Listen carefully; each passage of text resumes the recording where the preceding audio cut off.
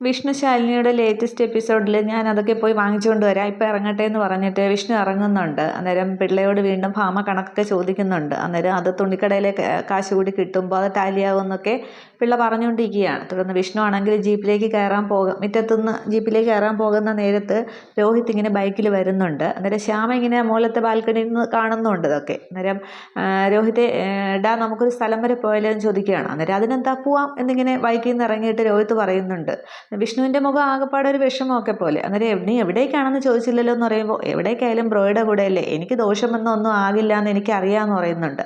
എങ്കിൽ ഇപ്പം തന്നെ പോകാമെന്ന് പറയുകയാണ്. അന്നേരം വണ്ടി കയറുമെന്ന് പറയുമ്പോൾ രോഹിത് ആണെങ്കിൽ ജീപ്പിലേക്ക് കയറുന്നുണ്ട്. അതൊന്ന് വിഷ്ണു വണ്ടിയിലേക്ക് കയറിയിട്ട് പോവാം എന്നിങ്ങനെ ചോദിക്കുകയാണ്. പക്ഷേ വിഷ്ണുവിന് ആകെപ്പാട് ഒരു മൂഡ് ഓഫ്. എന്നിട്ട് വണ്ടിയെടുത്ത് പോകുന്നുണ്ട് രണ്ടുപേരും കൂടി. എന്നിട്ട് ശ്യാമ ഇതൊക്കെ മുകളിൽ നിന്ന് കണ്ടിട്ട് ഇങ്ങനെ ചിന്തിച്ച് അവിടെ തന്നെ ഇരിക്കുകയാണ്. അതേസമയം അവിടെ മഹേന്ദ്രൻ്റെ ഓഫീസിൽ സ്വാമിയോട് മഹേന്ദ്രനാണെങ്കിൽ ഇങ്ങനെ കാര്യങ്ങളൊക്കെ പറയുന്നുണ്ട്. എൻ്റെ മനസ്സിൽ എന്തൊക്കെയോ ചില അസ്വസ്ഥതകൾ പോലെ, എന്തോ ആപത്ത് വരാനിരിക്കുന്നത് പോലെ.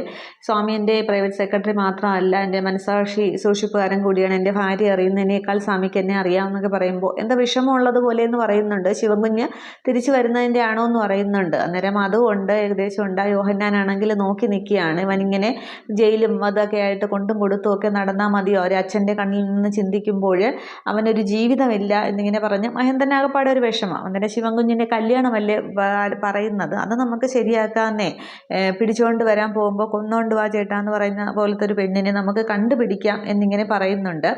അന്നേരം അവരിങ്ങനെ സംസാരിച്ചുകൊണ്ടിരിക്കുന്ന ആ ഒരു സമയത്ത് തന്നെ യോഹന്നാൻ വീണ്ടും ഈ മഹേന്ദ്രനെ ഫോൺ ചെയ്യുന്നുണ്ട്. അന്നേരം യോഹന്നാൻ ആദ്യമേ കളിയൊക്കെയാണ് സംസാരിക്കുന്നത്.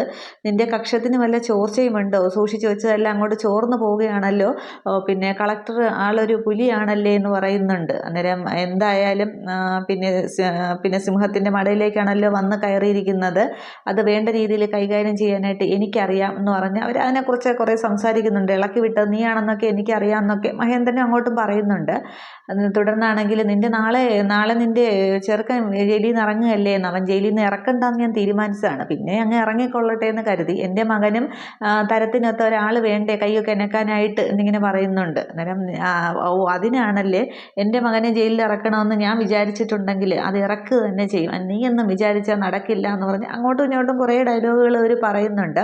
അന്നേരം മര്യാദയ്ക്ക് അവനെ നടന്നോളാൻ പറഞ്ഞോളണം, വീട്ടിലെ പട്ടിക്കൂട്ടിലിട്ട് വളർത്തിക്കോണം, അല്ലെങ്കിൽ മോർച്ചറിയിൽ പോയി നിനക്ക് നിൻ്റെ മകനെ കാണേണ്ടി വരും എന്നൊക്കെ യോഹന്നാൻ പറയുമ്പോൾ, മോർച്ചറിയിൽ ഇപ്പോൾ ആരെ വേണമെങ്കിലും കിടത്താമല്ലോ, നിൻ്റെ ഭാര്യയ്ക്കും മകൾക്കും അവിടെ അതിൻ്റെ വാതിൽക്കൽ നിന്ന് വാവിട്ട് കരയാനുള്ള ഭാഗ്യം ഉണ്ടാകാതിരിക്കട്ടെ. ഇത് ജയിലിൽ നിന്ന് ഇറങ്ങുന്നത് ശിവനാണ്, സംഹാരമൂർത്തിയാണ്, നാളത്തെ സൂര്യൻ ഉദിക്കുന്നത് തന്നെ അവന് വേണ്ടിയാണ്. വെറുതെ വായിട്ടലച്ച് പെടുമരണം വാങ്ങാതെ നീ ആ വേദപുസ്തകം എടുത്തു വെച്ച് വായിക്കാൻ നോക്കുക, അതിൽ എഴുതിയിട്ടുണ്ട് പാപത്തിൻ്റെ മരണം ശമ്പളമാണെന്ന്. അതുകൊണ്ട് മര്യാദയ്ക്ക് നീ അവൻ്റെ മുമ്പിലൊന്നും ചെന്ന് ചാടല്ലേ, അവൻ ഉടലോടെ നിന്നെ എടുത്തങ്ങ് ദഹിപ്പിച്ച് കളയും, പള്ളിപ്പറമ്പിലൊന്നും ആയിരിക്കില്ല, തെമ്മാടി കുഴിയിലായിരിക്കും എന്നൊക്കെ പറഞ്ഞിട്ട് അങ്ങ് ഫോൺ കട്ട് ചെയ്യുകയാണ്. മഹേന്ദ്രൻ ആകെ ദേഷ്യം വന്ന് ഫോൺ കട്ട് ചെയ്യുന്നുണ്ട്. സ്വാമി ഇതൊക്കെ കേട്ടുകൊണ്ട് നിൽക്കുകയാണ്. അന്നേരം യോഹന്നാൻ മനസ്സിൽ വിചാരിക്കുകയാണ്, നാളെ അവൻ ഇറങ്ങട്ടെ എന്നിട്ട് കാണാമെന്നിങ്ങനെ വിചാരിക്കുമ്പോൾ ഇപ്പുറത്ത് മഹേന്ദ്രനാണെങ്കിൽ സ്വാമിയോട് പറയുന്നുണ്ട്, നാളെ അവൻ ജയിലിൽ നിന്ന് ഇറങ്ങിയാൽ അവൻ്റെ കൂടെ സ്വാമി വീട്ടിലെത്തുന്നവരെ ഉണ്ടാകണം, അതവൻ്റെ സുരക്ഷയെ കരുതിയിട്ടല്ല, വീണ്ടും അവനെ ജയിലിലേക്ക് പറഞ്ഞയക്കാതിരിക്കാൻ വേണ്ടിയിട്ടാണെന്ന്. അതിനു മുന്നേ മഹേന്ദ്രൻ യോഹന്നാനോട് പറയുന്നുണ്ട്, അവൻ്റെ ചരട് എൻ്റെ കയ്യിൽ നിന്ന് പോയിട്ട് കുറേ കാലമായി, ഇത് നീ തുടങ്ങി വെച്ചതല്ലേ, കിട്ടുന്നത് നീ വാങ്ങിച്ചു എന്ന് പറയുന്നുണ്ട്. അപ്പോൾ അച്ഛനും മകനും തമ്മിൽ അത്ര ചേർച്ചയല്ലാന്ന് തോന്നുന്നു, അതിനെ വഴിയെ കാണിക്കും. തുടർന്ന് പിറ്റേന്ന് രാവിലെ ജയിലിന് പുറത്താണെങ്കിൽ സ്വാമിയും ലാസറും കൂടി പിന്നെ ശിവൻ ഇറങ്ങുന്നതും കാത്ത് വെളിയിൽ തന്നെ ഇങ്ങനെ വെയിറ്റ് ചെയ്ത് നിൽക്കുകയാണ്. അതേസമയം അകത്താണെങ്കിൽ ശിവൻ ഒപ്പൊക്കെ ഇട്ട ശേഷം ജയിലിലെ വേഷമൊക്കെ മാറി സാധാ വേഷമൊക്കെ കൊടുക്കുന്നുണ്ട്, മുണ്ട് ഷർട്ടുമൊക്കെ അവർ കൊടുക്കുമ്പോൾ അതൊക്കെ ഇട്ടുകൊണ്ട് വെളിയിലേക്ക് ഇറങ്ങാൻ പോകുമ്പോൾ ഈ ലാസർ പറയുന്നുണ്ട്, സ്വാമി പറയുന്നുണ്ട് ലാസറിനോട്, നമ്മൾ ശിവൻകുഞ്ഞിനെയും പോകുന്ന വണ്ടിയുടെ പുറകെ താനുണ്ടായിരിക്കണം, നീ ഉണ്ടായിരിക്കണം, വീട്ടിലെത്തുന്നവരെ ഒരു കണ്ണ് വേണമെന്ന് പറയുകയാണ്. അന്നേരം പ്ലാമൂട്ടിലുകാർ ഒരു യുദ്ധത്തിന് ഇറങ്ങില്ലായിരിക്കും, ഇനിയിപ്പോൾ ശിവൻകുഞ്ഞിനെ കൂട്ടിക്കൊണ്ടു പോകാനായിട്ട് വേറെ ആരും വരാത്ത സ്ഥിതിക്ക് നമ്മുടെ കൂടെ വരുമായിരിക്കുമല്ലേ എന്നിങ്ങനെ പറയുകയാണ് ലാസർ. അന്നേരം നീ ഉദ്ദേശിക്കുന്നത് ആ ശിവൻ്റെ വലങ്കൈ നടക്കുന്ന കുട്ടിയല്ലേ, അവൻ വരാതിരിക്കാൻ വേണ്ടിയിട്ട് എല്ലായിടത്തും ബ്ലോക്ക് ചെയ്തിട്ടുണ്ടെന്ന് പറയുകയാണ്. തുടർന്ന് ഈ ശിവൻ്റെ ഒരു കൂട്ടുകാരനാണ് കുട്ടി എന്നുള്ളത്. കുട്ടി ഈ ജയിലിൽ മുന്നിലേക്ക് വരാതിരിക്കാൻ വേണ്ടി 2-3 സ്ഥലത്ത് ജംഗ്ഷനിലൊക്കെ ഒരാളിനെ നിർത്തിയിട്ടുണ്ട്. അവരെയൊക്കെ കാണിക്കുന്നുണ്ട്, അവരെ അങ്ങോട്ടും ഇങ്ങോട്ടൊക്കെ ഫോൺ ചെയ്യുന്നുണ്ട് ഇതുവഴി പോയിട്ടില്ല എന്നൊക്കെ. പക്ഷേ ആ ഒരു ടൈമിൽ തന്നെ ഈ കുട്ടി ഒരാളിനെ ഇങ്ങനെ പാസ് ചെയ്ത് പോവുകയാണ്, നോക്കാൻ നിർത്തിയിരിക്കുന്ന ഒരാളിനെ. പക്ഷേ കുട്ടിയാണെങ്കിൽ കുട്ടിയുടെ യഥാർത്ഥ ആ ഒരു വേഷത്തിൽ നിന്നും വിഗ്ഗൊക്കെ വെച്ച് മീശയൊക്കെ വെച്ച് അങ്ങനെ വരുമ്പോൾ ഇവർക്ക് മനസ്സിലാവുന്നില്ല. അന്നേരം ഒരു സംശയം തോന്നുന്നുണ്ട്, അത് അവനാണോ എന്ന്. അവനൊന്നും അല്ല എന്ന് പറഞ്ഞ് അവർ ഈ കുട്ടിയെ വെയിറ്റ് ചെയ്ത് തന്നെ നിൽക്കുന്നുണ്ട്. പക്ഷേ ഈ കുട്ടി സമയത്ത് ജയിലിനടുത്തേക്ക് എത്തുന്നുണ്ട്. ഈ സമയത്ത് തന്നെ ശിവനാണെങ്കിൽ അകത്ത് നിന്ന് ഇറങ്ങുന്നുണ്ട്. അന്നേരം ഇവർ സ്വാമിയും ലാസറും കൂടി ഓടി ചെല്ലുകയാണ്. വാ കുഞ്ഞെ പോകാം, വണ്ടി റെഡിയാണ് എന്ന് പറയുന്നുണ്ട്. അന്നേരം ഞാനിപ്പോൾ വരുന്നത് മാണിക്കോത്തേക്കല്ല, ഞാൻ പ്ലാമൂട്ടിലേക്കാണ് പോകുന്നത്, യോഹന്നാൻ്റെ തട്ടകത്തിലേക്ക്. അച്ഛനെ അമ്മയും ചന്ദ്രയൊക്കെ എനിക്ക് ചന്ദ്രയെന്ന് പറഞ്ഞ സഹോദരിയാണെന്ന് തോന്നുന്നു, എനിക്ക് എപ്പോൾ വേണമെങ്കിലും കാണാമല്ലോ. പക്ഷേ ഞാൻ കാണാൻ കൊതിച്ചവരുണ്ട്. ആ കണക്കുകൾ കണക്ക് പോലെ തീർക്കണം, പലിശ സഹിതം തിരിച്ചു കൊടുത്തിരിക്കണം, അതാണ് ശിവൻ്റെ ഒരു കണക്ക് എന്ന് പറയുന്നുണ്ട്. അന്നേരം സമയം ഇപ്പോൾ അവർക്ക് അനുകൂലമാണ്, നമുക്ക് അനുകൂലമല്ല, അതുകൊണ്ട് സമയം നമുക്ക് തക്കം പാർത്തിരുന്ന് പിന്നീട് തിരിച്ചു കൊടുക്കാമെന്ന് പറയുകയാണ്. അന്നേരം അതവിടെ തെറ്റി സ്വാമി, കിട്ടിയതെല്ലാം പലിശ സഹിതം തിരിച്ചു കൊടുക്കുക തന്നെ വേണം, ഇത് ശിവോഹമാണ്, എൻ്റെ നിയോഗം, അവർക്കത് വിയോഗമാകാതിരിക്കാൻ അവർ ശ്രമിക്കട്ടെ എന്ന് പറയുകയാണ്. അതുകൊണ്ട് സ്വാമി വിട്ടോ, ഞാൻ ഇനി ബാക്കിയുള്ളത് പ്ലാമൂട്ടിൽ യോഹന്നാൻ്റെ തട്ടകത്തിലാണ്, അവൻ്റെ തിരുമുറ്റത്താണ് അരങ്ങേറാൻ പോകുന്നത് എന്ന് പറഞ്ഞിട്ട് കുട്ടി എല്ലാം റെഡി അല്ലേ എന്നിങ്ങനെ ആ ഒരു കുറച്ച് വെളിയിലേക്ക് നോക്കി ചോദിക്കുകയാണ്. അന്നേരം കുട്ടി എവിടെയെന്നും പറഞ്ഞ് ഈ ലാസറും സ്വാമിയും കൂടി നോക്കുന്നുണ്ട്. അന്നേരം കുട്ടി എല്ലാം ഓക്കെ അല്ലേ എന്നിങ്ങനെ ഒന്നുകൂടി ശിവൻ ചോദിക്കുമ്പോൾ കുട്ടി ഇങ്ങനെ വരുന്നുണ്ട്. അന്നേരം കുട്ടിയെ കണ്ടുവരിങ്ങനെ നോക്കി നിൽക്കുകയാണ്. അന്നേരം എല്ലാം റെഡി അല്ലേ എന്ന് ചോദിക്കുകയാണ്. അന്നേരം മച്ചമ്പി എല്ലാം റെഡിയാണെന്ന് പറയുന്നുണ്ട് ഈ കുട്ടിയാണെങ്കിൽ. അന്നേരം ഇതെന്ത് കോലാടാൻ ചോദിക്കുമ്പോൾ ഇങ്ങോട്ടത്തേക്ക് എത്തിവിടണ്ടേ, അതിനുള്ള വേഷം കെട്ടലാണെന്ന് പറഞ്ഞിട്ട് കുട്ടി എൻ്റെ മീശയും വെച്ചിരുന്ന ആ വെപ്പ് മീശയും തലയിലെ വിഗ്ഗും ഒക്കെ എടുത്ത് കളയുന്നുണ്ട്. സുഖമല്ലേ ചോദിക്കുന്നുണ്ട്. അന്നേരം മച്ചമ്പി ജയിലിലായിരുന്ന ആ ഒരു ചെറിയ സുഖക്കേടുണ്ട്, ഇപ്പം എല്ലാം ഓക്കെ എന്ന് പറയുമ്പോൾ നമുക്ക് പോകാമെന്ന് പറയുകയാണ്. അന്നേരം ചെറിയൊരു ഏർപ്പാടുണ്ടെന്ന് പറഞ്ഞിട്ട് കുട്ടിയാണെങ്കിൽ തോളിൽ തൂക്കണമെന്ന് ബാഗുണ്ട്, അതിൽ നിന്ന് 2 ചെരുപ്പെടുത്ത് ശിവന് കൊടുക്കുന്നുണ്ട്. അന്നേരം ശിവന് കാലിലേക്ക് ഇടുകയാണ്. അതിനുശേഷം വേറൊരു പേഴ്സ് എടുത്തിട്ട് അതിൽ നിന്നും ശിവൻ്റെ മോതിരങ്ങൾ, ഒരു 3-4-5 മോതിരങ്ങൾ, സ്വർണ്ണമുണ്ട്, സിൽവറും ഒക്കെ, അതൊക്കെ ഇങ്ങനെ ശിവൻ ഇടുന്ന കാണിക്കുന്നുണ്ട്. പിന്നെ ബ്രേസ്ലെറ്റ് ഇട്ട് കൊടുക്കുകയാണ്. അതിനുശേഷം മാല, ഒരു കൊമ്പ് മാല ഇട്ട് കൊടുക്കുന്നുണ്ട്. എല്ലാം ഒരു ശിവൻ്റെ ആ ഒരു ബാക്ക്ഗ്രൗണ്ട് മ്യൂസിക്കൊക്കെ വെച്ച് ഭയങ്കര രീതിക്കാണ് കാണിക്കുന്നത്. എന്നിട്ട് സ്വാമി ലാസറൊക്കെ ഇതെല്ലാം അന്തമിട്ട് ഇങ്ങനെ നോക്കി കാണുകയാണ്.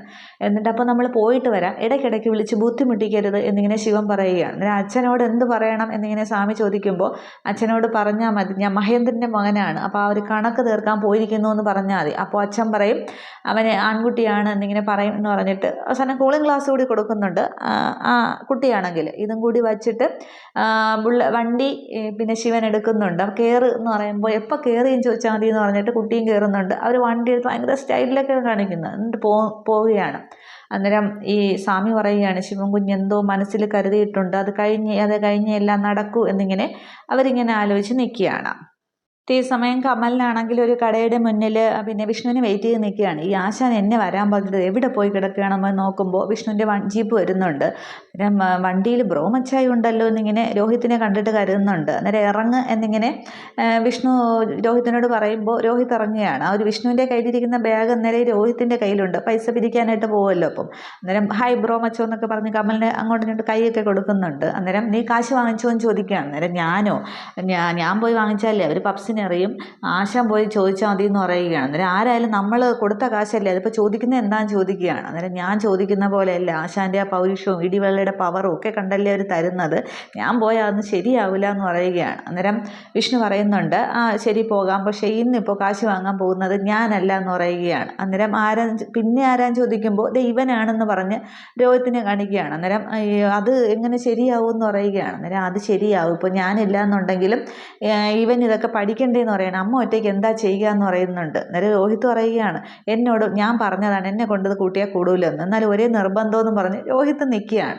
അന്നേരം കമലൻ ചോദിക്കുകയാണ്, അല്ല ആശാൻ അതിനിപ്പോൾ എവിടെ പോവുകയാണ്, ഇവിടെ പ്രശ്നമൊന്നുമില്ല, എന്നാലും ആശാൻ ഇപ്പോൾ ഈ പറയുന്ന കേട്ടിട്ട് എവിടെ പോകണമെന്ന് ചോദിക്കുകയാണ്. അന്നേരം വിഷ്ണുവിൻ്റെ മുഖം ആകപ്പാടെ ഒരു വിഷമം.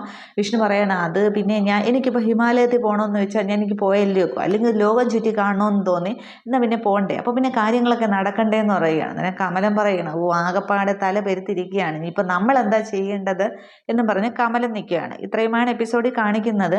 അപ്പോൾ അവിടെ വിഷ്ണു ആണെങ്കിൽ തൻ്റെ ഒരു അസുഖത്തിൻ്റെ കാര്യം അത് വീണ്ടും ഇങ്ങനെ വരികയാണ്, ഓപ്പറേഷൻ വേണം എന്നൊക്കെ പറഞ്ഞല്ലോ. അപ്പോൾ തനിക്ക് എന്തെങ്കിലും സംഭവിച്ചു പോയാൽ തൻ്റെ കുടുംബം രക്ഷപ്പെടണം, അമ്മയ്ക്ക് കൂട്ടായിട്ട് രോഹിത് ഉണ്ടാകണം എന്നൊക്കെ പറഞ്ഞ് രോഹിത്തിനെ കുറേശ്ശെ ജോലികൾ ഏൽപ്പിക്കുകയാണ് ചെയ്യുന്നത്.